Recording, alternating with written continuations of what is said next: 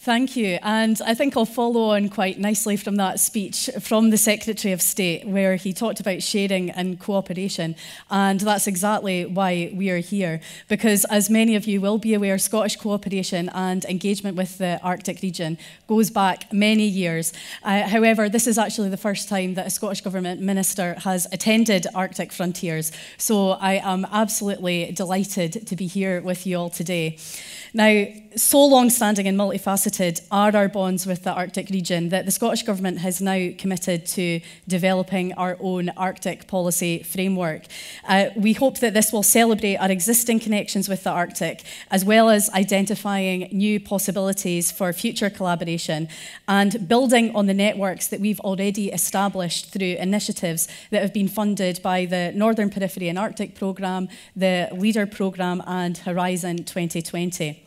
And we hope that that will also allow us to showcase the work that we are doing to strengthen our rural economy and ensure the vitality and the viability of our coastal, rural and remote communities.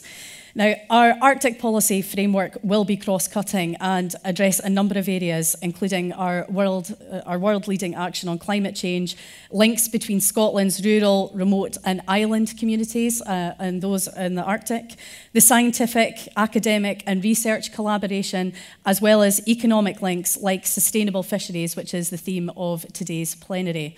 Now, Scotland is a key fishing nation with a long and proud relationship with the sea. And in Scotland, we have themed years in our government. In 2018, we had a year of young people. And in 2020, we will be celebrating our year of coasts and waters.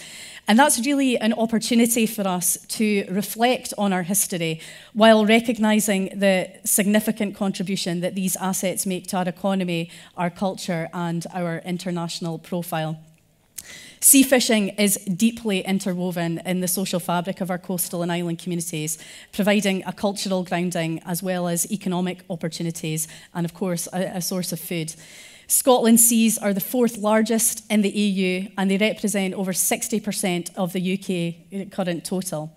We have vessels from 12 different nationalities who operate in our waters, which are some of the richest in the EU. Around 4 tonnes of fish on average are taken from each square nautical mile of our waters, compared to around 1 tonne of fish per nautical square mile on average for all EU waters. In 2017, Scottish vessels landed 466,000 tonnes of sea fish and shellfish with a gross value of £560 million. Our fleet numbers over 2,000 vessels and supports nearly 5,000 jobs, with more employed in the onshore components of the industry. Scottish food exports were valued at about £1.6 billion in 2017, with fish and seafood accounting for £944 million of this. So for us, it's imperative, well, from a social, economic and environmental perspective, that we work hard to secure the long-term future and sustainability of the natural resources on which these sectors depend. As the Secretary of State also mentioned, balance is a key word there, and I find that particularly in my role where I'm responsible for rural affairs and the natural environment, because on land and on sea, getting that balance right is particularly important. The Scottish Government has long been and will always remain firmly committed to the principle of sustainable fisheries management. In the offshore environment, where stocks may be distributed across the exclusive economic zones of several coastal states, we work collaboratively to set catch limits in line with our obligations under international law and advocate the collective pursuit of our values. However, it's the inshore environment, that area within the 12 miles of our coastline, that the direct role of fisheries in supporting our more remote and rural coastline communities is perhaps the most evident. We are committed to supporting local management of fisheries. Our network of regional inshore fisheries groups are already effectively decentralising decision-making in the inshore environment. And we currently have a number of innovative pilots designed to test different approaches to local and spatial management, which will inform our understanding of the potential for fishers to come together and determine appropriate management for their local fisheries. So this isn't management from the top down, but very much from the bottom up. Looking ahead, we want to strengthen that approach further, introducing measures to empower local fishing interests and encourage greater stewardship of our marine resources. And of course, we have the ongoing debate about the UK's approaching exit from the European Union. That is creating considerable uncertainty across all sectors, not least for our fishing and seafood industries.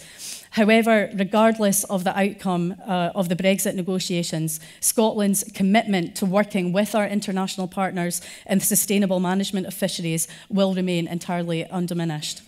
Scotland has excellent working relationships with many Arctic nations in the sphere of fisheries management, and Norway is undoubtedly one of our closest partners. We're confident that these relationships will become even stronger in the years to come. We will continue to work towards governance arrangements that effectively control the harvesting of fish stocks at sustainable levels and are more responsive to the evolving fortunes of wild fish stocks. We'll have to balance profitability with longevity, and I very much look forward to hearing from the rest of the panel and discussing some of these key issues further. Thank you.